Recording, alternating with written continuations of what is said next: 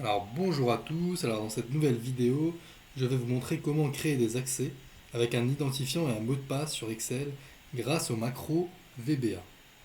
Cela permet de sécuriser le fichier et de pouvoir ensuite gérer les profils en rendant certaines fonctionnalités accessibles ou non en fonction des pouvoirs attribués à chacun. Alors tout d'abord, j'ai créé dans un onglet un tableau qui recensera l'ensemble des accès avec l'identifiant, le nom et le prénom, le code du collaborateur, le taux de facturation et le type de profil.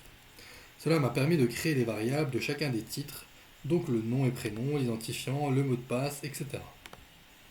Pour cela, je suis allé dans VBA, j'ai créé un module qui s'appelle variable gestion du compte, et en double-cliquant dessus, on peut voir le code pour récupérer les coordonnées des cellules concernées.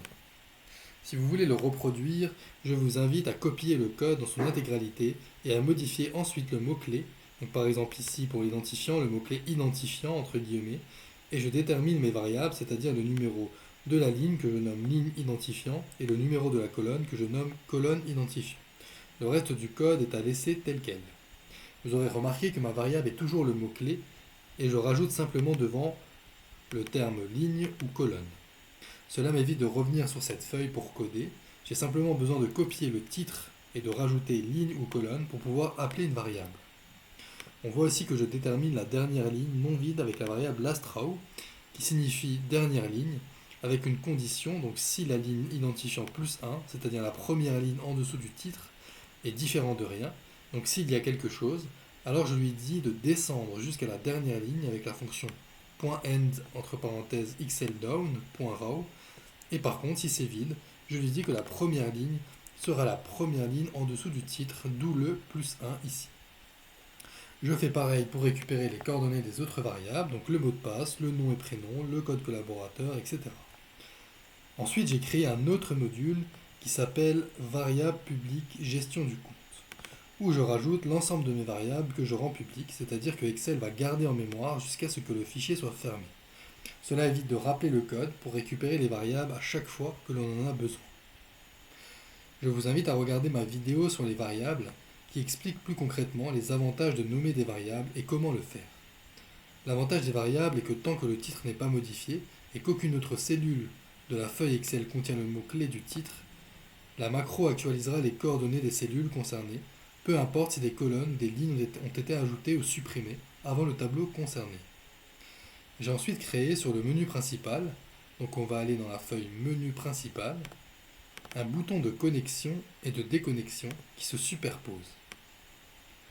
J'aurais aussi très bien pu créer qu'un seul bouton de commande et faire changer le nom de celui-ci, ainsi que l'exécution du code en fonction du nom, en appelant une feuille de code différente avec la fonction cal.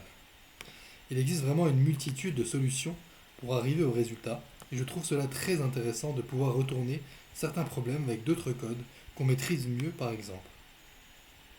Alors dans le bouton de commande de déconnexion, le code est le suivant. Je mets au départ et à la fin, comme d'habitude, mon code pour effectuer la macro plus rapidement. J'appelle ensuite un module qui est le module budgétisation actu et qui actualise les temps. Ce code n'est pas utile pour créer une gestion de profil, mais permet d'actualiser ma gestion du temps à chaque fois qu'un bouton de commande du menu principal est activé. Il est donc présent sur chacun des boutons du menu principal. Ensuite, je demande confirmation pour se déconnecter, car il se peut que l'on clique sur le bouton sans faire exprès. Donc mieux vaut une demande de confirmation, donc avec la fonction if messagebox. Le paragraphe sur l'inscription des temps n'est pas utile pour la création de gestion de profil, mais permet d'actualiser la budgétisation en temps réel encore une fois. Ensuite, je lui dis d'aller dans l'onglet gestion du compte et de vider les cellules A1 à A3, de fermer le menu principal et de le rouvrir afin qu'il actualise le fait qu'on se soit déconnecté. Pour le bouton de connexion, c'est normalement identique, mais ici, il faut tout d'abord se connecter. C'est pour cela que j'appelle la feuille ouverture session, qui se trouve ici, où on peut renseigner l'identifiant et le mot de passe. En ce qui concerne le mot de passe, pour ne pas qu'il soit visible et que les caractères soient remplacés par des étoiles, il suffit de mettre une étoile dans la propriété password char comme ceci. Ensuite, le bouton quitter permet simplement de revenir en arrière et donc de fermer user forms avec donc la fonction unload. Dès l'ouverture du fichier, je lui demande également de faire le code suivant qui permet de bloquer le bouton de fermeture en haut à droite de l'user forms. Attention toutefois, à d'abord bien vérifier que le bouton quitter fonctionne, car sinon il ne sera plus possible de fermer l'user forms. Et enfin, donc en appuyant sur le bouton valider, on a toujours au début et à la fin le code magique pour effectuer la macro plus rapidement. Ensuite, j'appelle mes variables pour déterminer les éléments du tableau concerné. Le test connexion ou déconnexion sert lui à la budgétisation, donc pas utile ici. Ensuite, je crée une boucle avec la fonction next et for en lui demandant de vérifier de la première ligne du tableau à la dernière ligne, donc de 1 à dernière ligne moins ligne du titre, donc ici 30, ici 40 moins 34, ce qui fait 6 lignes, car il y a 6 profils créés pour le moment. L'avantage d'avoir déterminé la variable lastRow est qu'il pourrait y avoir 1 million de lignes que le code fonctionnerait toujours. Il serait juste un peu plus long, car il devra faire le test sur les 1 million de lignes. Et encore ça dépend, car dès qu'il trouvera une ligne où l'identifiant et les mots de passe est correct, je lui demanderai de sortir de la boucle avec la fonction exitFor pour éviter qu'il continue de rechercher alors que le résultat est déjà trouvé. Donc c'est pour ça que je rajoute une condition. Donc si textbox 1, c'est-à-dire l'identifiant, cellule ligne identifiant, donc la 34 ici, plus i, c'est-à-dire en rajoutant plus 1 à chaque fois, qu'il finit une boucle, qu'il fera ici, donc maximum 6 fois l'opération, car il y a 6 lignes, donc là ça se sera au début la ligne 35, donc 34 plus 1, puis la 36, la 37, etc., jusqu'à atteindre la ligne 40, donc la dernière ligne. Donc s'il retrouve la même valeur dans la cellule sur la textbox 1 et pareil pour la textbox 2 qui est le mot de passe, alors on remplit les valeurs A1 par co pour dire qu'on est connecté, A2 par le code collaborateur connecté et ensuite la cellule A3 par le type de profil de la personne connectée qui servira ensuite à lui attribuer certaines fonctionnalités ou non de l'outil.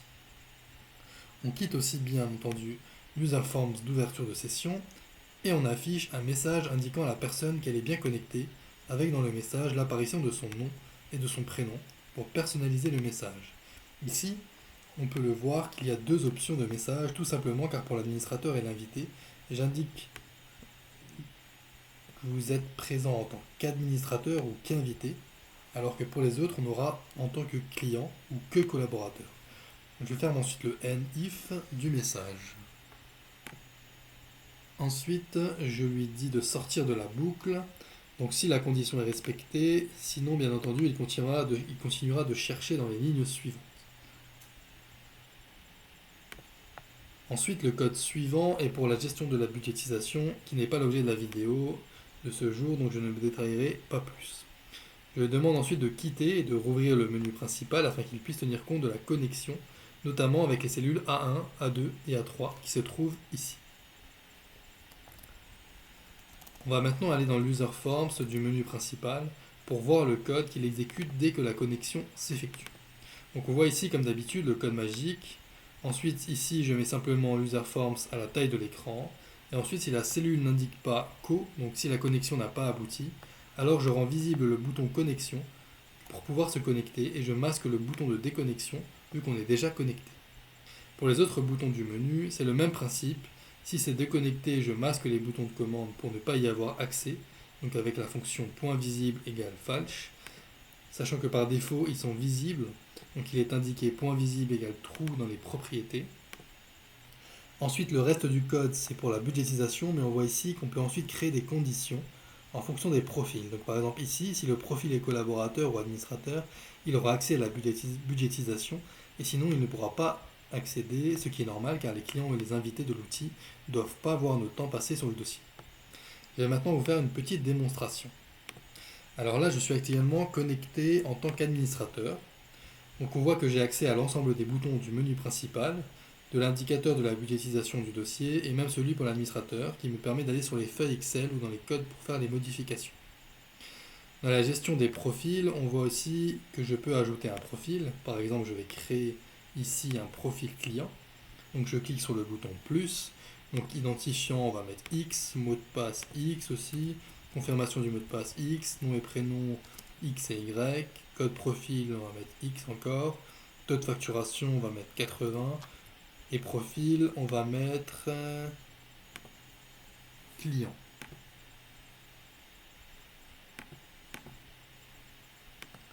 Alors on va maintenant se déconnecter.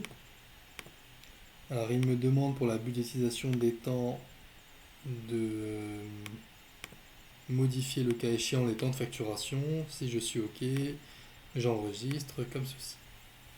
Et on voit maintenant qu'il n'y a plus aucun bouton, sauf le bouton fermer et enregistrer, ou celui pour s'identifier. Donc je vais maintenant m'identifier avec le nouveau profil créé. Donc identifiant X et mot de passe, tiens on va mettre une fois Y pour voir ce qu'il dit. Donc entrée, et là effectivement il me dit que le mot de passe est incorrect. Donc je recommence avec cette fois-ci le bon mot de passe, donc X, et je fais valider, et ils me disent voilà, bonjour, X et Y, donc le nom et prénom, vous êtes dès à présent connecté en tant que client. Donc OK, je remplis ce que je fais sur l'outil et je valide. Donc ici par exemple non facturable, car ce test ne sera pas facturé au client. J'enregistre et j'ai désormais accès à l'ensemble des boutons, sauf bien sûr le bouton de commande administrateur et le détail des temps.